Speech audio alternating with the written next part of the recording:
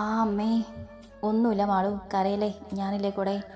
മാളു നിലവിളിയോടെ തൻ്റെ വീർത്ത് നിൽക്കുന്ന വയറിൽ കൈ വെച്ച് ദീപക് അവളെ ആശ്വസിപ്പിക്കും പോലെ അവളെ തലയിൽ തലോടി. മനസ്സിൽ പറഞ്ഞതാണെങ്കിലും അത് അവൾക്ക് മനസ്സിലായതുപോലെ ആ വേദനയിലും അവനെ നോക്കിയൊന്ന് കണ്ണ് ചിമ്മി അവൾ. പേടിക്കണ്ട, ഞാനില്ലേ. അവൾക്ക് മനസ്സിലാകാൻ വേണ്ടി മാളുവിനെ നോക്കി വിരൽ ചലിപ്പിച്ചവൻ. അത് കാണാൻ വിതുമ്പുന്ന ചുണ്ടുകൾ കടിച്ചു പിടിച്ചുകൊണ്ട് അവൾ തല കുലുക്കി. കാലിൻ്റെ മുറിവ് തീർത്തും മാറി. ദീപകിനെ കൃത്രിമക്കാലൊക്കെ വെച്ചിരുന്നു. നടക്കുമ്പോൾ ആദ്യം വേദനയായിരുന്നുവെങ്കിലും ഇപ്പോൾ അതവന് ശീലമാണ്. അവൻ ഗൈനക്കോളജി ആയതുകൊണ്ട് തന്നെ മാളുവിൻ്റെ പ്രസവം തനിക്കെടുക്കണമെന്നൊരാഗ്രഹം അവൻ തന്നെയാണ് മാളുവിനോട് പറഞ്ഞത്. അത് കേട്ടവൾക്ക് സന്തോഷം തന്നെയായിരുന്നു. അവിടെ ഡേറ്റ് എടുക്കുന്ന സമയം ദീപക് മാളുവിൻ്റെ ഒപ്പം തന്നെ ഉണ്ടായിരുന്നു. ഇന്ദ്രനും സിദ്ധുവും എന്താവശ്യമുണ്ടെങ്കിലും മുന്നിലുണ്ടാകും. ഭാമയ്ക്കും അവളോട് പിണക്കമൊന്നും ഇല്ലാത്തത് കൊണ്ട് തന്നെ അവരുമുണ്ട് ഹോസ്പിറ്റലിൽ. ഉച്ചത്തിലുള്ള നിലവിളിയുടെ മാൾ ഒരു കുരുന്നിനെ പ്രസവിക്കുമ്പോൾ ആ വേദന അതേപടി ദീപകം അനുഭവിച്ച പോലെ അവൻ വിയർത്തു പോയിരുന്നു. കയ്യിലിരിക്കുന്ന ചോരക്കുഞ്ഞിനെ നോക്കി അവൻ കണ്ണു നിറയ്ക്കുമ്പോൾ മാളു അവശതയോടെ അവനെ നോക്കി. പെൺകുഞ്ഞാണ്. ദീപക് വിരൽ ചലിപ്പിച്ചുകൊണ്ട് പറഞ്ഞു കേട്ട് മാളുവിൻ്റെ മുഖം ഒന്ന് വിടർന്നു. അവൾ ക്ഷീണത്തോടെ കണ്ണടയ്ക്കുമ്പോൾ കണ്ടിരുന്നു നിറഞ്ഞ കണ്ണോടെ കുഞ്ഞിനെ മാറോട് ചേർത്ത് വിതുമ്പുന്ന ദീപകിനെ. നിങ്ങൾക്ക് ഇതിനൊന്നും കഴിവില്ലായിരുന്നെങ്കിൽ എന്തിനായിരുന്നു കല്യാണം കഴിച്ചത്? വെറുതെ എൻ്റെ ജീവിതം കൂടെ തകർത്തു.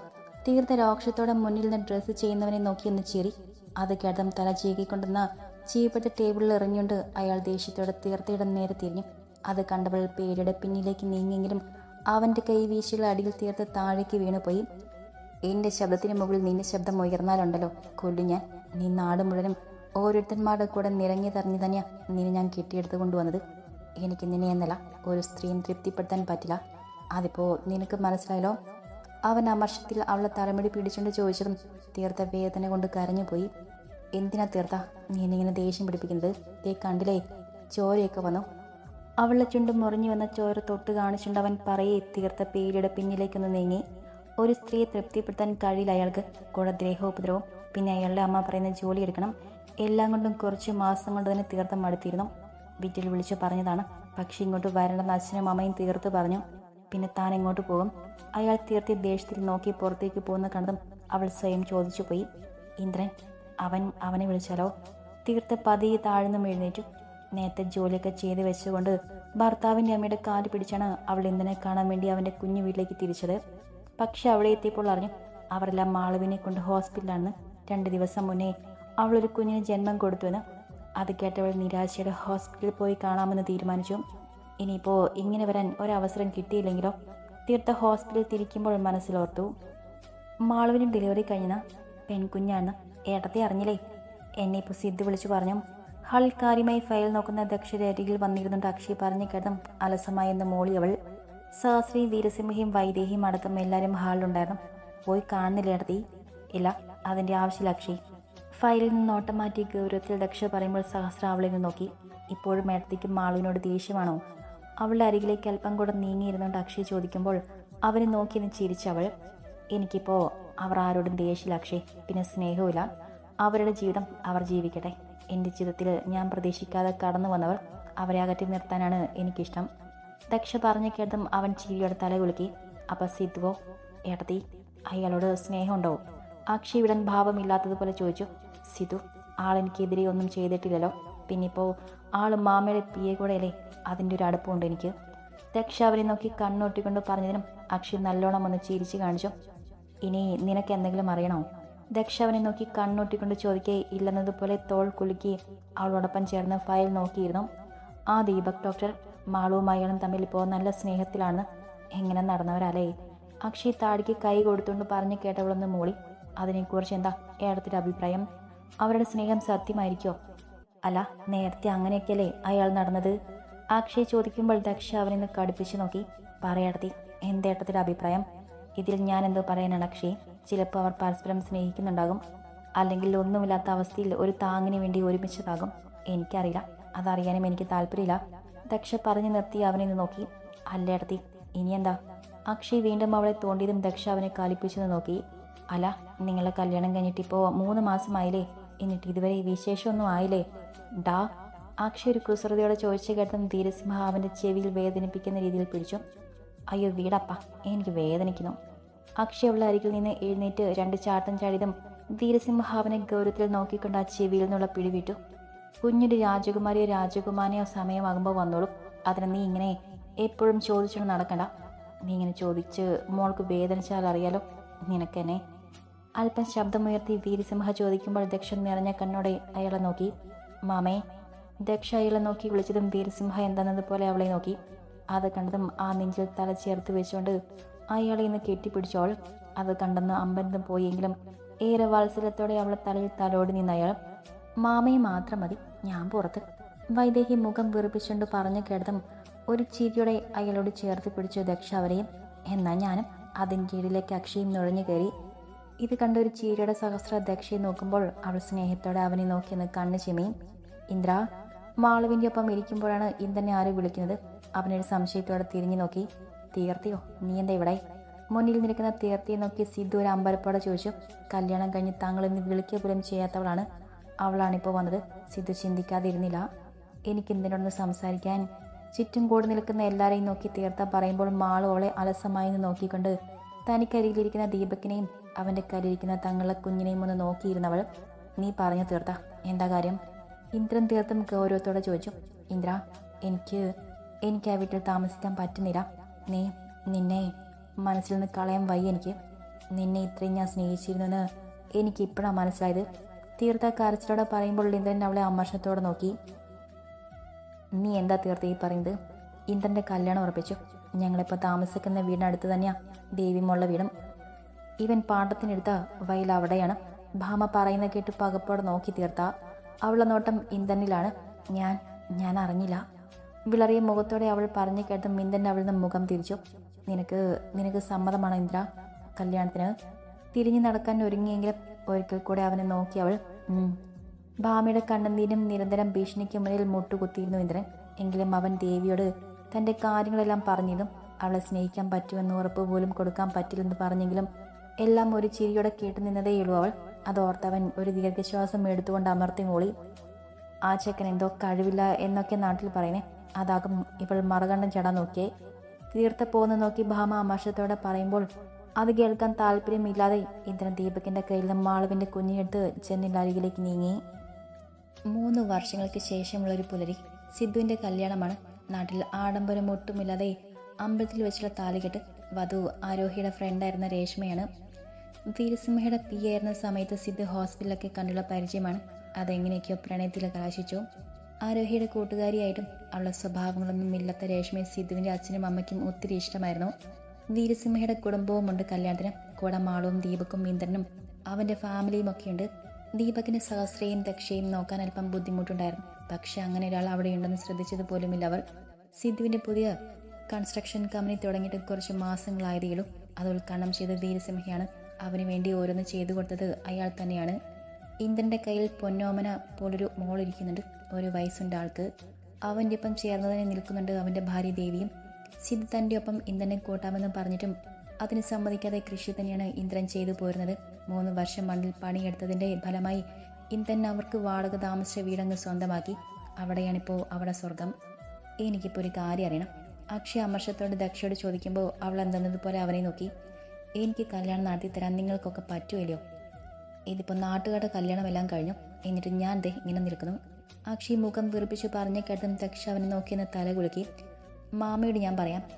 തരുണിയുടെ ഹൗസ് സർജൻസി ഇപ്പോൾ കഴിഞ്ഞല്ലോ. കോടതിൻ്റെ MDയും അപ്പോൾ കല്യാണപ്രായമൊക്കെ ആയി. ദക്ഷ പറഞ്ഞു കേട്ടതും അക്ഷയ് സന്തോഷത്തോടെ അവളെ എടുത്തുനിന്ന് ഉയർത്തി. വീരസിംഹയോട് സംസാരിച്ചെന്ന് സഹസ്ര അത് കണ്ട് ഓടി വന്നതും അബദ്ധം പറ്റിയതുപോലെ അക്ഷയ് അവളെ താഴെ വെച്ചു. സോറി ഏട്ടാ, ഞാൻ പെട്ടെന്ന് സന്തോഷം കൊണ്ട് ഓർത്തില്ല. ദക്ഷയുടെ വീർത്ത് നിൽക്കുന്ന വയറിൽ തലോടി അവളെ തന്നിലേക്ക് ചേർത്ത് നിർത്തി അക്ഷയ് രൂക്ഷമായി നോക്കി സഹസ്ര. അത് കണ്ടതും കാര്യമായി തന്നെ അവൻ സോറി പറഞ്ഞു. എനിക്കൊന്നുമില്ല ബ്രഹ്മേട്ടാ, ഇവൻ പെട്ടെന്നുള്ള സന്തോഷത്തിൽ ചെയ്തതല്ലേ. സഹസ്രയെ നോക്കി നിറഞ്ഞു ചിരിച്ചുകൊണ്ട് കണ്ണ് ചിമ്മി കാണിച്ചവൾ. എന്താടാ, എന്താ മോളെ, എന്തെങ്കിലും വയ്യാക്കിയുണ്ടോ? വൈദേഹിയും വീരസിംഹയും ഒപ്പം തരുണിയും അവിടെ അടുത്തേക്ക് വന്നു. ദക്ഷയുടെ മുഖം കണ്ട് വൈദേഹി ഒട്ടൊരു ആകൃതിയോടെ ചോദിച്ചു. ഇല്ലമ്മേ, ഇവൻ സന്തോഷം കൊണ്ട് എന്നെ ഒന്ന് എടുത്തു ഉയർത്തിയതാ. അത് ബ്രഹ്മേട്ടൻ കണ്ടു. എനിക്ക് എന്തെങ്കിലും പറ്റിയെന്നറിയാൻ ഓടി വന്നതാ. എനിക്ക് കുഴപ്പമൊന്നുമില്ല. ദക്ഷ ഒരു ചിരിയോടെ പറഞ്ഞുകൊണ്ട് അവർക്കരികിൽ വല്ലായ്മയുടെ നിൽക്കുന്ന അക്ഷയ് ചേർത്ത് പിടിച്ചു. അതിന് മാത്രം എന്ത് സന്തോഷം ഇവന്. വൈദേഹി അക്ഷയ് നോക്കി കണ്ണൊട്ടിക്കൊണ്ട് അവനെ സൂക്ഷിച്ചു നോക്കി. തരുണിയുമായിട്ടുള്ള കല്യാണം എത്രയും പെട്ടെന്ന് നടത്തണമെന്ന് ഞാൻ മാമയോട് പറഞ്ഞ് സമ്മതം വാങ്ങിത്തരാമെന്ന് പറഞ്ഞതാ. ഒരു ചിരിയോടെ ദക്ഷ പറയെ തരുണി ചുവന്നു പോയി മുഖമൊന്ന് താഴ്ത്തി. അയ്യടാ, എന്താ ചെക്കൻ്റെ ഒരു ആഗ്രഹം? വൈദേഹി കളിയുടെ അക്ഷയെ നോക്കുമ്പോൾ അവർ നന്നായി നിന്ന് ചിരിച്ചു കാണിച്ചു. നടത്തി കൊടുക്കാം അമ്മേ, ഇല്ലെങ്കിൽ ഈ ചെക്കൻ എൻ്റെ പുറകിൽ നിന്ന് മാറില്ല. ദക്ഷ ചീരിയോടെ പറയുമ്പോൾ വീരസിംഹ വാത്സല്യത്തോടെ അവളെ തലയിൽ നിന്ന് തഴുകി. എന്താമേ, എന്താ നോക്കി നിൽക്കുന്നത്? ഭാമയുടെ അരികിൽ വന്ന് ഇന്ദ്രൻ ചോദിക്കുമ്പോഴാണ് ദക്ഷയിൽ നിന്നും അവളുടെ കുടുംബത്തിൽ നിന്നും ഭാമ കണ്ണു മാറ്റിയത്. ഏയ്, ഞാൻ അവളെ നോക്കിയതാ ഇന്ദ്ര. എന്ത് സ്നേഹത്തോടെയാ അവൾ എല്ലാവരോടും ഇടപെടുന്നത്.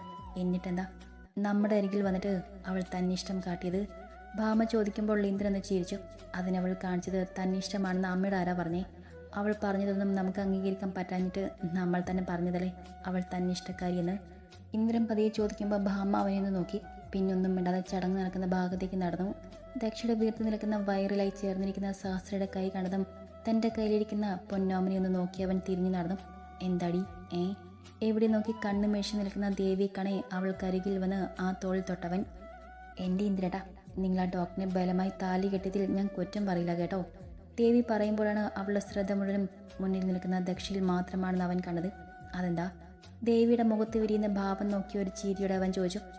എന്തൊരു ഭംഗി അവർക്ക്, എൻ്റെ കണ്ണു തന്നെ കിട്ടുമെന്ന് തോന്നുന്നു. ചുമ്മാതാണോ? അങ്ങേരെ പെണ്ണെ തൊട്ടത്തിന് എല്ലാം കൂടെ നിങ്ങളെ ഈ ഗതിയിലാക്കിയത്. ദേവി വാ പൊത്തി ഒരു ചിരിയോടെ പറയുമ്പോൾ ഇന്ദ്രൻ അവളെ നോക്കി നിന്ന് കണ്ണൊട്ടി. ഡീ വേണ്ട കേട്ടോ. അവളെ ചിരി ആസ്വദിച്ചു കൊണ്ട് തന്നെ ഇന്ദ്രൻ അവളെ നിന്ന് ചേർത്ത് പിടിച്ചു. സത്യം ഇന്ദ്രേട്ടാ, എനിക്ക് ഒത്തിരി അസൂയൊക്കെ തോന്നുന്നുണ്ട് കേട്ടോ. ശോ. ദേവി അവൻ്റെ തോളിൽ താടി മുട്ടിച്ചുകൊണ്ട് പറഞ്ഞു കേട്ടതും അവനൊന്ന് ചിരിച്ചു. താലി കെട്ടിക്കോളൂ. പൂജാരിയുടെ ശബ്ദമാണ് എല്ലാവരുടെയും ശ്രദ്ധ സിദ്ധുവിലും രേഷ്മയിലും എത്തിച്ചത്. അവൻ താലി കെട്ടി അവളെ സ്വന്തമാക്കുമ്പോൾ രേഷ്മ നിറഞ്ഞെന്ന് പുഞ്ചിരിച്ചു. അമ്പലത്തിലെ ഹാൾ തന്നെ ഏർപ്പാടാക്കിയ സദ്യ കഴിച്ച് പുറത്തു നിന്ന് നിൽക്കുമ്പോഴാണ് ദക്ഷയുടെ അരികിലായി ആരോ വന്നിരുന്നത്. തിരിഞ്ഞു നോക്കിയ ദക്ഷ മുന്നിൽ ഉള്ളവളെ കാണി അറിയാത്ത പോലെ പുരികം ചൊളിച്ചു. ആരാ? ദക്ഷ അവളുടെ കയ്യിലിരുന്ന് ചിരിക്കുന്ന സുന്ദരിമോളെ വാത്സല്യത്തോടെ നോക്കി ചോദിച്ചു. ഞാൻ ദേവി, ഇന്ദ്രേട്ടൻ്റെ ഭാര്യയാണ്. എന്താ കാര്യം? ഇന്ദ്രൻ്റെ പേര് കേട്ടതും ദക്ഷ അവളെ ഗൗരവത്തോടെ നോക്കി.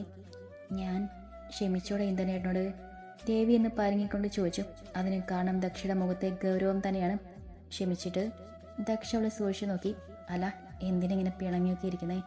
അതാ ഞാൻ, ഇന്ദ്രേട്ടന് നല്ല വിഷമമുണ്ട്, ദേവി പതിയെ പറഞ്ഞു. ഇന്ദ്രനോട് ഞാൻ ക്ഷമിച്ചത് കൊണ്ടാണ് അവൻ ഇപ്പോഴും ജീവനോടെ ഇരിക്കുന്നത്. എൻ്റെ അച്ഛനെ കൊന്ന കൊലയാളിയോട് ചിരിച്ച് സംസാരിക്കാൻ എൻ്റെ മനസാക്ഷി എന്നെ അനുവദിക്കുന്നില്ല. ദക്ഷ ഗൗരവത്തോടെ പറഞ്ഞേ കേട്ടതും ദേവിയുടെ മുഖം ഒന്ന് വിളറി. മോളുടെ പേരെന്താ? ദക്ഷയുടെ കയ്യിലേക്ക് ചടൻ നോക്കുന്ന ആ കുരുന്നിൻ്റെ കവിളിന്ന് തലോടിക്കൊണ്ട് അവൾ ചോദിച്ചു. ദക്ഷാഗ്നി. വീട്ടിൽ ദച്ചു എന്ന് വിളിക്കണേ. ദക്ഷയെന്ന് നോക്കി പരങ്ങിക്കൊണ്ട് ദേവി പറയുമ്പോൾ ദക്ഷ നന്താളിച്ചു പോയി. എങ്കിലും മുഖഭാവം പെട്ടെന്ന് മാറ്റിക്കൊണ്ടൊന്ന് അമർത്തി മൂളി. പിന്നെ അവരെ ശ്രദ്ധിക്കാതെ തിരിഞ്ഞു നടന്നു. ഹോ. ദക്ഷ പോന്ന് നോക്കി നെഞ്ചിൽ കൈവച്ച് തിരിഞ്ഞ് ദേവി മുന്നിൽ കൈകെട്ടി അവളെ നോക്കി നിൽക്കുന്ന ഇന്ദ്രനെ കാണി നന്നായി ചിരിച്ചു കാണിച്ചു. ഹേറ്റില്ല. ദേവി ചമ്മി ചിരിയോടെ പറയുമ്പോൾ ഒന്ന് തല കുലുക്കി അവളെ പിടിച്ചുകൂട്ടി നടന്നു ഇന്ദ്രൻ. സിദ്ധുവിനെ രേഷ്മയും കണ്ട് സംസാരിച്ചു നിൽക്കുവാണ് ദക്ഷയും ബാക്കിയുള്ളവരും. അല്ല രേഷ്മ, തൻ്റെ ഫ്രണ്ടിനെ വിവാഹത്തിന് ക്ഷണിച്ചില്ലേ ആരോഹ്യയെ? എന്ത് ഓർത്തതുപോലെ അക്ഷയ് ചോദിച്ചു. വിളിച്ചത് അക്ഷയ്, പക്ഷെ അവൾക്ക് കുഞ്ഞുമായി വരാൻ പറ്റില്ല, ഹസ്ബൻഡ് ലീവില്ലെന്ന്. രേഷ്മ പറഞ്ഞു കേൾക്കി അക്ഷയ് തല കുലുക്കി. മനുവിൻ്റെ അടുത്തു നിന്നും രക്ഷപ്പെടുത്തി ഭൈരവിൻ്റെ ഫ്രണ്ടിൻ്റെ അടുത്തേക്ക് വിട്ടതാണ് ആരോഹ്യയെ. പിന്നെ കേൾക്കുന്നത് ആരോഹ്യയും അയാളും തമ്മിൽ ഇഷ്ടത്തിലാണെന്നായിരുന്നു. ഭൈരവ് തന്നെയാണ് അവിടെ കല്യാണം നടത്തിയത്. ഇപ്പം ഭർത്താവും കുഞ്ഞുമായിട്ട് കഴിയുന്നുണ്ടവൾ. നമുക്ക് പോയാലോ ബ്രഹ്മേട്ട? ഒത്തിരി നിന്നിട്ടാണെന്ന് തോന്നും, കാലിന് നല്ല വേദന. തന്നോട് സംസാരിക്കാൻ ശ്രമിക്കുന്ന മാളുവിനെ കാണാൻ ദക്ഷ സഹസ്രയ്ക്ക് നേരെ തിരിഞ്ഞുകൊണ്ട് ചോദിച്ചു. അയ്യോ വാ, എന്നാ പോയേക്കാം, ഒരുപാട് നിൽക്കണ്ട. അക്ഷയ് പറഞ്ഞുകൊണ്ട് ദക്ഷയെ പിടിക്കാവുന്നതും സഹസ്ര അവനെ നോക്കി കണ്ണൊട്ടിക്കൊണ്ട് അവളെ തന്നിലേക്ക് ചേർത്ത് പിടിച്ചു. ഓ വേണ്ടെങ്കിൽ വേണ്ട. ഒന്ന് ചമ്മയെങ്കിലും അക്ഷയ് ചുറ്റും നോക്കി അലസമായി പറഞ്ഞു. ശരി സിധു, ഹാപ്പി മാരീഡ് ലൈഫ്. സിധുവിൻ്റെ കരം കവർന്ന് രേഷ്മെന്ന് ഹഗ് ചെയ്തുകൊണ്ട് ദക്ഷ പറഞ്ഞതും അവർ പുഞ്ചിരിയോടെ തല കുലുക്കി. അവിടെ മറ്റാരെ ശ്രദ്ധിക്കാതെ ദക്ഷ കാറിൽ കയറുമ്പോൾ മാള് വിഷമത്തോടെ അതും നോക്കി നിന്നു. എന്താടാ? പതിയെ നടന്നു വന്ന ദീപക് അവളോട് വിരൽ ചലിപ്പിച്ചുകൊണ്ട് ചോദിച്ചു. ഏയ്, ചേച്ചിയോടൊന്ന് സംസാരിക്കാൻ നോക്കിയതാ, പക്ഷെ മനഃപൂർവ്വം എന്നെ നോക്കിയില്ല, സാരില്ല. മാളു പറയി ദീപക്കൊന്ന് തല കുലുക്കി അവളുമായി തിരിഞ്ഞു നടന്നു. ഭാമിയുടെ കൂടെ ഓടിക്കളിക്കുന്ന അവിടെ പൊന്നോമനെ നോക്കുമ്പോൾ മനസ്സുകൊണ്ട് ദീപക് ദക്ഷയ്ക്ക് ഒരിക്കൽ കൂടി നന്ദി പറഞ്ഞു. ദക്ഷയുടെ വീട്ടിലേക്കാണ് അവർ നേരെ പോയത്.